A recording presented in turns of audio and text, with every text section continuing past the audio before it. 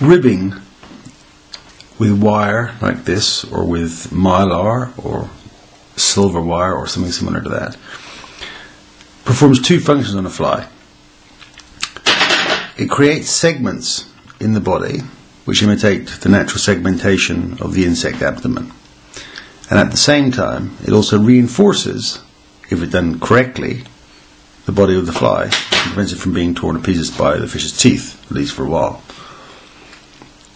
A lot of people and a lot of videos even show winding the wire or the tape or the mylar, the ribbing, winding it in the same direction that you wind everything else. And that's counterproductive because it doesn't stand out on the body and it doesn't reinforce it. If I wind the wire in the same direction as the thread, the wire will fall in the gaps and disappear.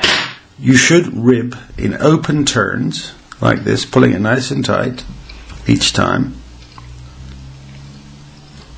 in the opposite direction to that which you wound the thread. It makes it a little bit more difficult to tie it off. Tie it over the wire, make a couple of turns, tie it over the wire, make a couple of turns, over the wire, a couple of turns.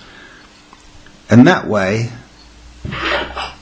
the ribbing is helping to reinforce the body of the fly and at the same time standing out instead of just disappearing into the fur. So now you can see that the copper wire stands out against the dub body.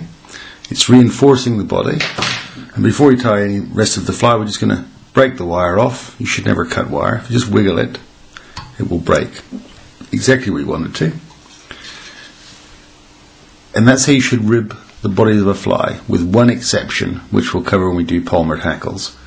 But for every other time that you rib the body of a fly, you should go in the opposite direction to that which you're running the thread.